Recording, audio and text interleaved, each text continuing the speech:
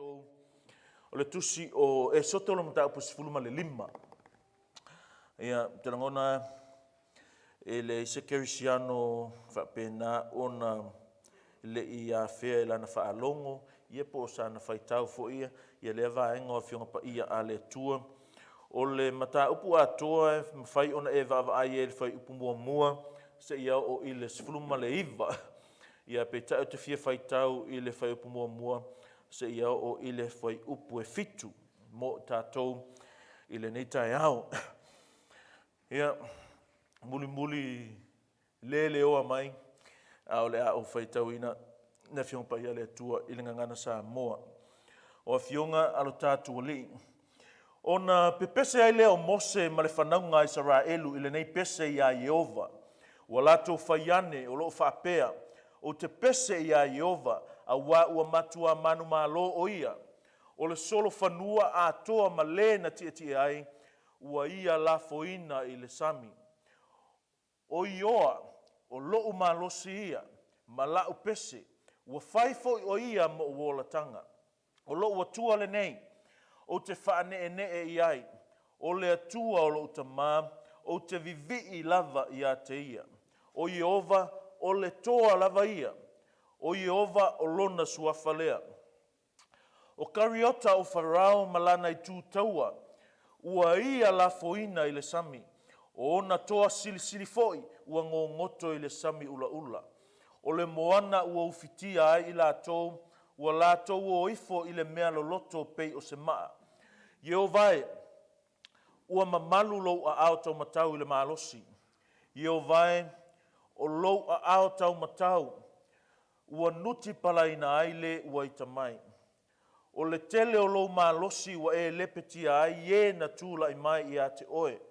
Ua e tu ina atu, lou toa sā, ua aina ai i la tō, pei o le tāngutu ngutu o saito. Ia. Mai e whai kauma le vādu. O le savili fo i mai lo fufonga, ua whaupu e aile sami, na tū lai o na tafe pei o se mea mau tie. Na toa le moana i to tonu lava o le sami. Ia whaamanu mai le atua e tusa o le whaitawina o na fionga pa ia. O se tala e masani ai tātou, mana tua le teimi lea whatu a pasi i Israelu, mai le sami ula, pe ona iaile ia le vavenga na whaia e le atua. O tato iaile nei tai au, masalo o se whaafolinga maka o kia, ma se pipelo makila. Lupe au whapea atu sa tato le i vevesi ma popole matua tu vale i le tālonga sa whenga iai ma le whanau sa moa na po. Ia, e ui lava i le ti ngā o le mole mea o le malo. Ia, a tusa ai ma le tū ma le anga sa moa, a sili ai o le tū ma le anga le kirisiano. Ia, o tātou o tangata manu malo. We're still victorious. Lo tātou manu malo pea. Ai va aila iai i le whai upo sifuluma le lima le fia whai se tala mo i tātou. Wha malosi ai ma whanafana ai. Ia ma whamanatu ai i lo loto mawhatia. Waka ino fwoi le mawhatia lo loto. Ia pe tutusa ma le mātala tala ma le male pelepe. Pe ol pese le ai sa mo. Ia o lo loto. Asia, nang kako fia malo umala. Ana anga umala ngei fa ile lima vai aso. O le upu lava le la ngona i o tātou ngutu. O le toa. O le tae aola le nei. Ke fia mga oi wha emo ia te oe. Ngai o inga mawhainga a le toa sili. Le toa e sili aku ngai lo se si toa. Sili aku ngai lo toa lea lonka male. Fefe au kako loku. Sili aku lo le toa lonka male. Ngā mika ya sola mai le se koe fe ingai. A kaumar koa fefe au sifiku kusa. Sili aku matoa ia ang kako wha moe ai o le a kako mimika e le ngai aso. Sili aku ngai lo sesi atoa. O le toa whai maikala kuspa ia le whai upunga tolu. O Jehova o le toa lava ia. O Jehova lona suafalea. I mata pula lea. O lo toe tepa Israelu I tua I le mea na whaia le tua. O lona māloa ia ai kupito malangi le lato pese. Nei tai atu fia tala noa se, ia te o se mata upu whapea a lave ai mai vivi I atu. A koe whamakalainga a ua whaola mai tapua I atu. A koe kui se si whainga I le tūlanga, le context o le tātou o langa Kirisiano, a ua whaola ina oe, o le mea lea tangata whaola ina e whai o lea, o le vivi I le tua. When you are saved, this is not an option. This is your new nature. This is your life. O lea, life of worship. O le o langa o le tapuai ma vivi atu I le tua. Me ngā whamea kala kuspa ia, wa ave ese le loto maanga I tātou, ai mai le loto a ano. Whamea wa ave ese le o langa tuai, ai mai le o langa fau. O le o langa fau la, o le o langa tapuai I le tua. O le o langa e atua I le tua. E le to e atua I tātou. E ke le koe kapua I e oe a oe. E ke le koe popole I oe ia. Po o ame te tau I a te oe. A te whaasili lo manatu. Ia me whina ngalo I le atua. O I la I le nā tura ma le ngā solonga. I le whaatula nanga mainga o le mata upole sifulma le lima. O lo tala noa I le pese na tu sia mo se. E vivi ai e whaafetai ai me whaamanatu ai. Le mea mawae, le mea silisili, le manu māloa ia I na whaia le atua mo I lātou. O mea le leiua whaia le atua e ao ai o na tātou vivi I a te ia. Mea ngā whai mere salamo le tolu whai upo e lua mai, loa ngā ngae. Ia e whamanu watu ia Yehova. Saulo ma le si whakongunga, piko silonga malosi e ave, e leo tangata o le laulangi, au tangata o le atua o le ave mai, au a whaina I ngalo se mea tasi, o ana mea alofa. A se ame o whai kala ave mai, au a whaina I ngalo se mea tasi, whai mai, o ana mea alofa. Le anga o mea umarawa ia I tātou, o mea ale atua. O le kangakala e ola, I le olanga I le atua, e ola mga whangafa, e le aise mea o ia te ia. E ola vai whaoltanga le karangoa ia mo se ia. Ana whai mai, o Yehova o lo mātou whaolatanga. O le atua, o lo tātou whaolatanga. Aua nei ngalo mea na whaia le atua mo tātou. Aua nei ngalo mea na whaia le atua mo tātou. I le Efeso mua ke va ai e whai mai, o ia fo, in him, talking about Jesus, whai mai a, wa iai e tātou, manuia whale a nganga umalava. Ke mangao ia te oe ia e manatua. O mea umalava whina ngalo ile tua ia te oe. O loo ia te oe ile teimile nei. Believe it or not. Spiritual. Mai, all spiritual blessings. Mea alofa. O manuia whale a nganga umalava ua ia te oe. Awa ke pole pea ele tau tala ngana esi. Awa te pole pea le mawhaiona e perfetane. Awa ke pole pe ale a vea oe o se apostolopos perfecta isia le anga life mai kala Paulo e o le feta lainga le tua I le GRCC e Efeso e ala me le apostolo fai mai o ia I tātou o fai mai o ia o fa manuia mai le tua ia I tātou I mea alofa fa le nganga o malava o fa mangalo ina tātou ang sala o tau fa na wina I tātou o toi fa na fo wina I tātou o tongi ola ina I tātou o whaola whawawha wina I tātou. Wa mai I tātou le manuia o le whaio I tātou matali I mawhine o le atua o manuia o mga ale I whai mai whalai ale whai mai o whaamau whailonga ina I tātou. E letu la fo ina I tātou o manuia o mga e au na whamana tupea I tātou. Asia, le anga te tau I tātou na vivi atu e tusa ma le fisoso ani mai. Tau I tātou na vivi atu e tusa ma le lave ai mai. Mai ua ia filifilia I tātou. Mai kara kuspa ia Iakopo. Mai, o mea umalava ele lei. O if I paraphrase, o mea alofa umalava ele lei e mai lunga ia. I le tamā o le malamalama. Oi loa lau e kare si o le mea alofa le atua ia te oe. O lau fai fe au, o lau ti akono, o lau toi ina, o loko o lua, o lau whanau. O lau ngaluenga, o au mea alofa, o au tāleni, o mea alofa, ale atua ia te oe. Esea, leanga o mea ele lei. Maka kuspa ia, o mea umalava ele lei e mai lunga ia. O le ala le tātou alofanga. O le ala tātou sio, e tātou te sio iai, ilo tātou le ola whawhitai le tua. Kakoro o mawhai inga tō Samoa, oka se maangaia, o le tātou au. Ka kolo uma lava le o le mea la sa tātou mana na oa. E lau ka ngok whapea, le nga makua I feel, nga matua I whatumu wina le ngei couple of weeks. I lo tātou mana tunatu, tātou tala noa, tātou tā ua, tātou mawhauwhau. Imagine pe awa pe kok champingi, imagine pe awa pe kok whaia inga, imagine pe awa pe...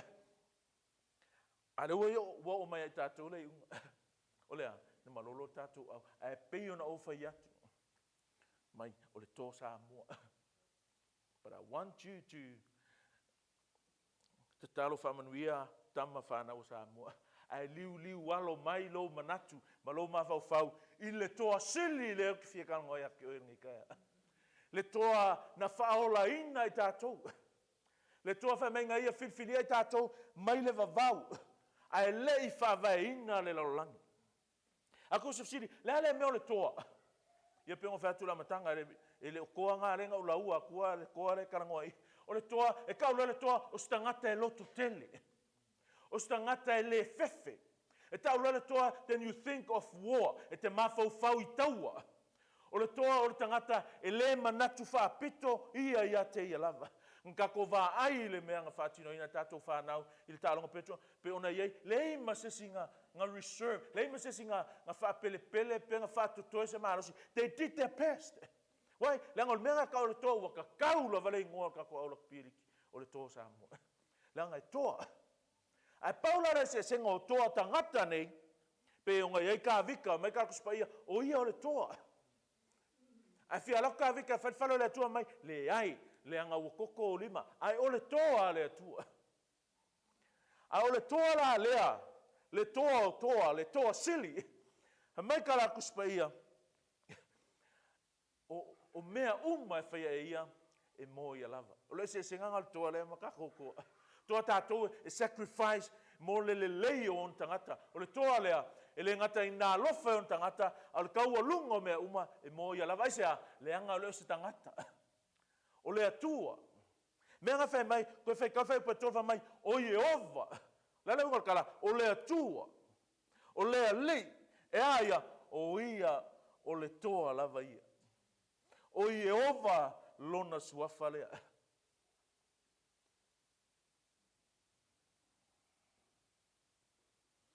Nei la tai au. O te fia manat oe, a whapeo e fia, lomi maaliero fia le mea moni lea, o le Toa Sili. A whapeo e whanoa noa, fo maaliero whanoa noanga, I le mea moni lea, e iai le Toa Sili atu. O lea tua lea.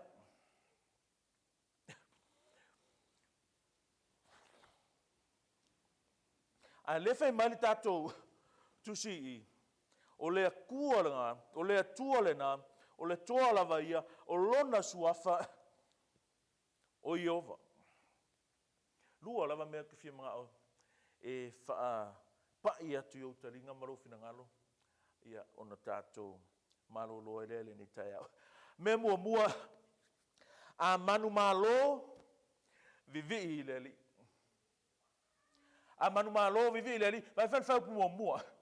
Mai, ona pepese ai lea o Mose ma le whanaunga Israelu I le nei pese ia Jehova. Notice this, ua lato whaiane, o lo whapea, o te pese ia Jehova, a ua matua manu malo o ia. O le solo whanua a toa, ma lena tie ai, ua ia lafo ina I le sami. Lan me ngala nga pepese Mose, lan me ngala nga whaivi inga la ulia, lan me ngala nga kuse Mose le pese lea, ma lato usu whatasi, ma vivia I le tua. Whamai leanga ua mantua manu malo o ia. E le ngaka nga manu malo, e leo se manu malo whaia ne ai. Kaunga taua ne ai. O le manu malo matua. O le matua manu malo ia. Oi, o le tua. Tato lo umara val taua na whaia, whamai nga matua I manu malo lava Israel. Ai pese Mose, makusil pese a whai mai. O te pese ia Jehova, a wā ua matua manu malo o ia. O lele umorkala, ia I loa le e tātou, le puna, le pongai, le foai, o le manu malo lo tātou manu malo ai. Ma fe inga stato toa alo tato manu malo la. Esa ngol kalanga kuspa ia. O tato tangata manu malo esa le ngol tato tapuai ile tua e manu malo. O le taua na tau wina ile tua. Vai fala e fai pos fulma le fa, o le mata o pos fulma le fa. Vai mai o le a tau i ova mo o tou, ai fa lo longo o tou. Fulma le fa. Le vala o ia, le tala noa e mose i tangata Israelu, fatatau le tau o lea. Molo lo singa akale i, o leo e luma Israelu, ai tuli lo atu e kupito. Le la fe aku ia mose e fa lo tutele e la tou. Vai mai, o le a tau i ova mo o tou. Mai kala luma mai, a au. O le tua, mai tātou, o ai se e whaasanga tau mai. Whiangi ke usiano o ola i le moni o la fonga lea. How many Christians live in application and believe, totally believing in this truth? Olea, when Christ is with us, no one can stand against us. Wa lava le ola faya inga, lava le ola fa vai vai, lava le ola le longa se me sa mo ka pole solo ka ko, pole ko le on sai, kiki mai le alofa, la ku le fa mangalo, o pe ka ko o se polo. I vai vai ngolo ngi ola. O ngolea, e ngalo ye tatou, me nga lenga usu ele pese lea, ele ngata vivi le tua, a ia fa manatu tangata le tua, me na fa le tua. You know, church, you can never worship God in the way that you ought to be if you are forgetful of God's deeds in your lives. E ke le vivi le fai vi inga tstauna vivi le tua, pe a ngalo ya te oe, o le tua wa ia fa ola ina oe, me ngala fe merkala polo ya Efeso, e le ona oni ngā luenga nei mita setasi. Ase ai loa le tua kako. I loa le tua tato, ia kuma vela ka kom Toa Sili le sovereignty o le tua, ma le pule o le tua, fa pe fenga kai le tua na fa malo tato. La fa ia malu i la kala langa o le toa. Fa pe fenga, ile fenga. But maybe as a reason. Masalo ia senga mafuanga. Mafau fau lo tua. O le tua fua. O le Toa Sili, o Iova lo na suafa. A kilo me e fuai le tua, o le pe a whaoa lo na vi inga. Pe a tumu lo ngutu, I isi mea ai leo lo na vi inga. That's the truth. Our God is a jealous God. The Lord will fight for you while you keep silent. I like those words. While you keep silent, I follow longo to. O si fali unga folinga e fai mai ia mose. E tau I ova mo to, ai le se ko me fai no. Ele fai me kala tus pa ia. E tau I ova mo to, ai ko ngo fo le. Ele le winga ngar kala. Fai e tau I ova mo to, ai to fa longo le. In other words, you silent, keep quiet. Tau I ova mo to, ai au ko ki pa o. Aua ko ke pisa, a fa pe o tato fofonga e pa o so, aua ko e pa o ko fonga, a se ialu I ova tau mo to e sea, lenga le langonga e tato le ta iala le tua. Nga langonga le mo se e sea, langor ke nga le pa o a ngukura vanga a le ile o ke le. O le pa o fa mai, sa sili, wale ai ku nga mau I au piko e kango I mako. O pa o nga, le mea nga le fa tono I fa mai, e tau I ova mo outou, ai whalo longo outou, the Lord will fight for you. Ala ko mea ngai whai, while you keep silent. Whamei le salamo ngā, whamei, ea, be still. Why? Be still and know that I am God. Ke romo mo kaka pisi, ke romo kaka fiki, vesi, le mautonu. O tangata na e leki le mea le come after because. I mean before because. Ole, know that I am God. Ia outou fifi le mu ma ia I loa o a ulava o le tua. A se hai whaalongo le lei ai. A se hai mo o mia le tatou fifi le mu. A se hai keep silent ai. ina ia tātou la ngona lelei, le whetalai mai o le atua. Couple of weeks ago, le vevesi ma le pisa le ngai. Na ela ngona le. Na ela ngona le whetalai mai le atua. Personal test, quiz. I'll ask you this question. Ma ngai o le upo le atua last week. Do you know the theme? Do you remember the theme? Oi mantua. Oi mantua le utua sa vali last week. Afa peke le mankua. O ele si le lalo le kere kori le ole fai mai e fifi le mu ai pisa. Wa le langona ai. Wa le langona le ai oe le upu le tua ole a o inga le ka le sia le tua. The discipline of the church. What a word. Ole lotu la le tua ya o inga. Fa penga le mele ka ko ke vava ai. Le alofa le tua, le alofa tai le alofa la vea i o le tua, anga whalonka, ngai iai le o inga a le tua. O le isi mea ma ngai le mata ina i, o le whai upu mua le wanga whai mai, o na pepese i leo mose. Avai, e le whai mai, o nga pese i leo mose, e lua pe ngai e whai mai, o na pepese i leo mose, ma le whanaunga Israelu. Ngoinga e ko akele kanga pesi oi o mose male whanaunga Israelu. Whamelo la ia lea i le nei pese ia Yehova. What's that tells us? There was one song. They sang one song. Kasi pese oi kusia o mose. Mai fea mai le tua.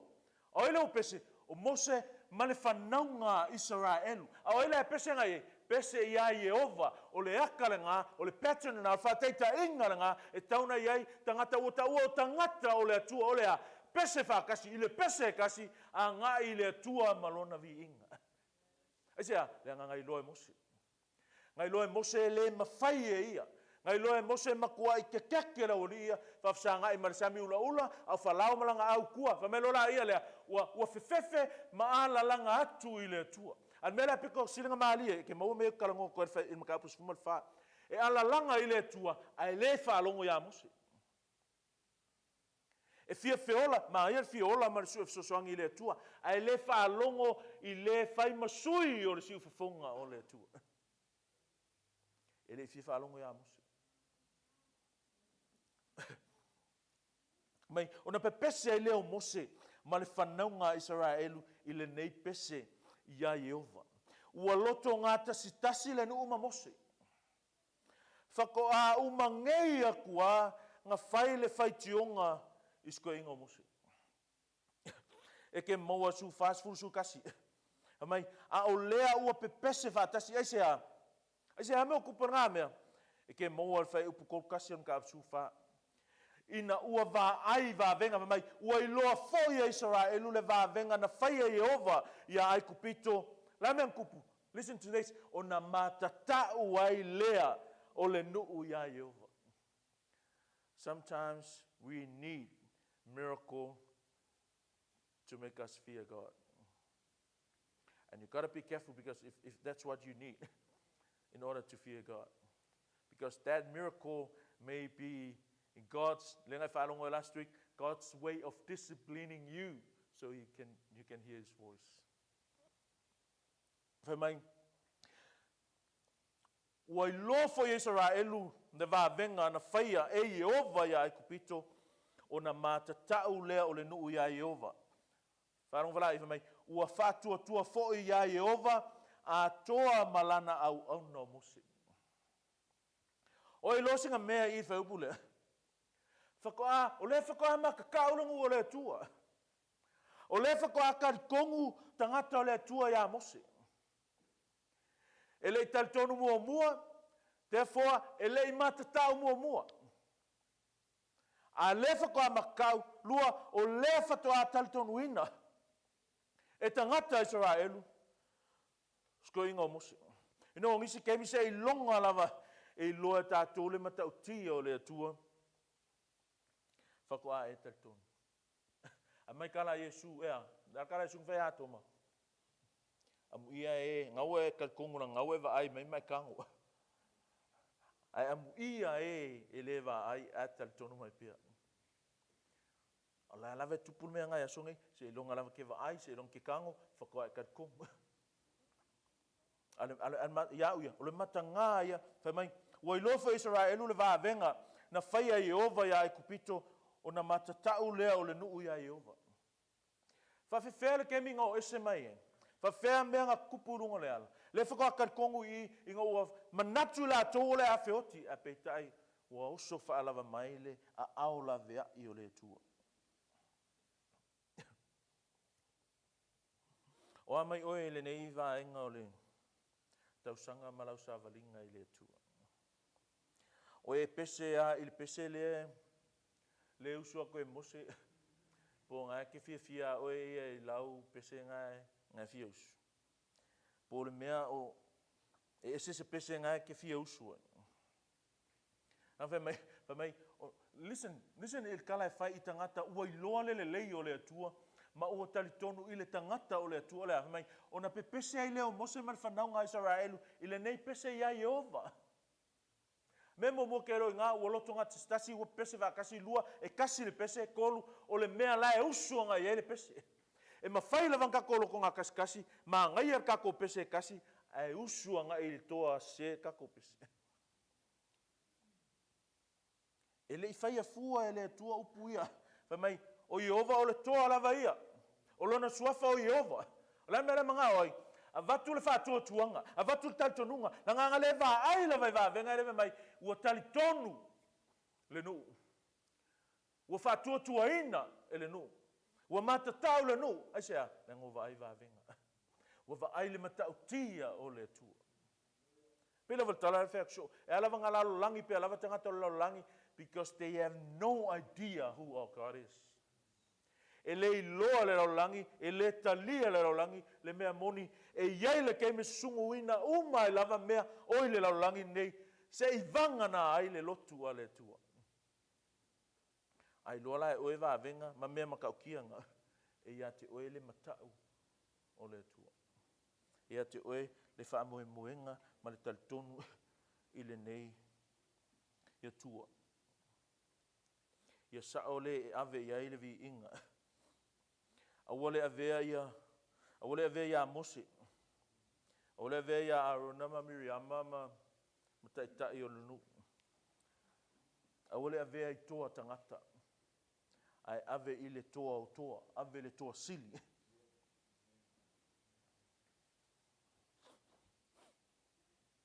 Nesi mea maa lia i o le taua, tato ilo umalava o le taua le vau Israelu, mai kupitu. Ai se kakare malo. He mai, o te pese ia Jehova awa ua matua manu malo o ia.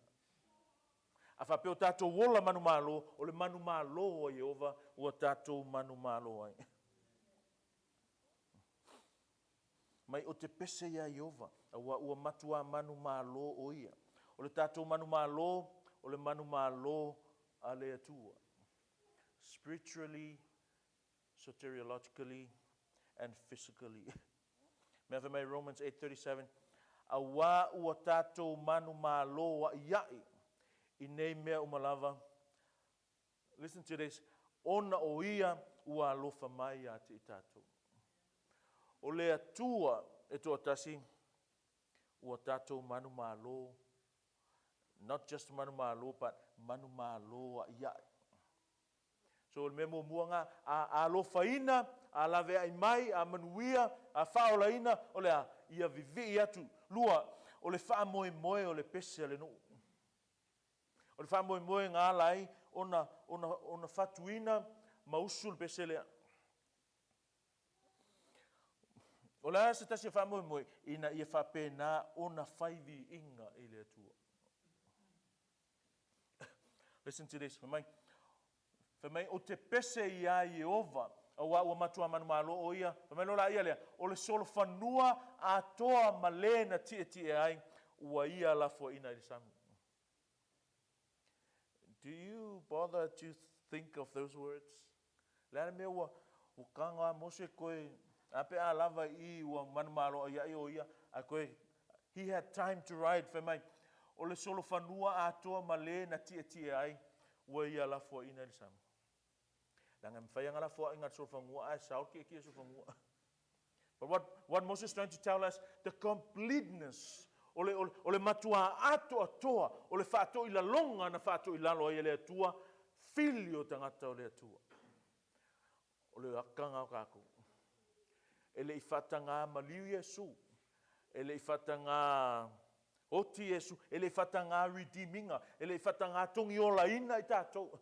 Ole tau ato atoa malelei ma mausali. Le ngai mulmuli ane e mata upule na sifuman wha mai e o atu ia mose marato mai a lato wa aia ai kupito i le mata whanga. A o lunga aku whai upula mga sifufala me mai kala mose e wha aloka kele lau li e upala ai whai mai kala mose o ai kupito lang ako ke wawa ai atu i ai tau te leto e wa ai ai lava e wha wavau.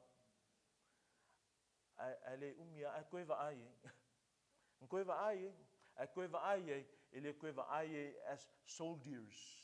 Ele koe wa ai oni toa langa kanaka spa i o toa. Ai wa ai lea o mea ua mamati, o mea upepefe mai, uwa ai la tau ia ai kupito, ile mata whanga, ua oti i la tau. O i kupiko it speaks of o le whawhea ngaipo o fili o tangata ma le atua. O a mea ngai whai ma ai kupito i o tātua o langa. A tū o me kaunku ai, usu o le pese kaunga pese ai, o le mea le tupu, e ke koe wa ai, ai ke ai o mea upepe. O le ata o mea ua uma na whaatu i laloina le atua. Mea ngawhi mai Paulo e tusia Korinito, o whaososonga uma. O toftofonga uma, o whaososoina i tātou, mai e leise mea ua amaia e lunga atu o le mawhai e tātou ona pea. No temptation from God that is, that allowed by God that is beyond our ability to bear. O le whaososoinga oe ke pepelo, e mawhainga e le pelo. O le whaososoinga oe e ke ngoi, e mawhaira, aisea, langa oe iai le marusi anga i tātou. Tātou te te e nai. Ia whaososonga pe ona whape nao na tuina mai. O le pese Israelu e vivi ia i le atua. Whai mai whai upo e lua, o ioa, o loo malosi ia, malau pese. The Lord is my strength and song. Song speaks of celebration. Song speaks of joyfully worshiping God. Pe o whai e mose i. A whai mai, the Lord ele ngata o le strength, o lona malosi, ai o langa pesi. Me ngā whai me tātou, God is our everything. O ia o lo tātou malosi anga. O ia o lo tātou pese. O ia o lo tātou whaaolatanga. And he has become my salvation. Mai ua whai foi o ia mo uolatanga. O lo atua le nei o te whaane ne e iai. O le atua o lo tamā o te vivi lava i a te ia. O mea manga ngai ngai whai upurunga. O le loa le tangata o le atua, o le puna ma le pungai o lona malosi, lua o longa i loa po o ai le atua i a te ia, mai ua whai o ia ma o la tanga. Ian ka koe lo umalavatala, na whaola ina, malawe ina, ia Israelu, mao o la valtaunu unga, na fina ngalo ai le atua, o le aka lava lea ia el malanga lea, o lea, a saunia ma por kalame le atuan por kalame, e taunu ulava. It doesn't matter, po wa whaalawe lave e oso mai, po wa me wha se sena ai le tātou savalinga, e tau nuu lava le fina ngalo le atua. E li whapenga ako i kanana, ai aku end up i Lucia, no, nga enda i kanana, aisea, leanga fui o le fina ngalo le nao le atua. O le fina ngalo le atua, ina ia o i tātou i le atuanga. Tara noa i le whaavavau, e o i tātou i le whaavavau. Me ngā whai mai e le mawhai e se mea. Ona sengia i tātou mai lona a au. A whai mai kala Yesu, o lo ta mawhu i o le sili atu o ia. Mai is greater than all. Ea, e le mawhai fu i se mea. Ona sengia i tātou mai lona a au. O le atua, o lo ta ma, o te vivi i lava i a te ia. O Jehova o le toa lava ia. O Jehova o lona suafa lea. Mai o kariota o Farao malana I tūtaua ua ia la foina I le sami o ona toa sili sili foi. Ua ngoto I le sami ula ula. Mai o toa sili sili. Toa o ai kupito. Ave mai ua ngoto I le sami ula ula. O le moana ua ufitia ai I la tō. Ua lato o ifo I le mea loloto. Pei o le maa. Yo vai. Ua mamalu lo a ao tau matau I le malosi. Yo vai o lo a ao tau matau. Ua nuti palaina ai le ua ita mai. Le ei ma se me la vea ai au. Le ei ma se me la vea ai tātou. Le ei ma se me la vea ai lau vai ngai. It was all God's. O lea tua na iai mea uma. Whamero whai poe lima. Whamai o le moana ua ufitia. I mean, 6 yo vai ua mamalu lo a auto matau le malosi yo vai o lo a auto matau ua nutipala ina ai le ua ita mai o le tele o lo malosi ua e le petia ai e na tula I mai I a te oe ua e tu ina atu lo to sa ua aina ai I la tō pei o le tangutu nguto saitu e o mai fia fasioki ia Israelu a mai kala a Mose malanga pese mai o e tula I mai e ita I a te oe o tangata e whai tātou mawhili, o whili ngā o le atua. O tangata e ita I le atua, e ita I a tātou. Whanau le atua le nei tai au. A ua whaamanuia mai le atua. A ua whaaola mai le atua. Ia tātou vivi I a te ia. Whai tātou ma tangata vivi. Whai tātou ma tangata tāpuai. Whaftai le atua I mea uma wai e whaatanga tutupu I lo tātou wola. Awana I ngalo ia te oe, le toa sili lea o Jehova lona suafa. O le pese na tūsia e Mose e ala I le fisosoani mai o le anganga o le atua, o le whaamoe moe, mua ia vi ia I le atua, ona o ia o le atua, ua manu maloa ia ai, lua e whaima whaamana tunga I tangata o le atua, mea na whaia e le atua.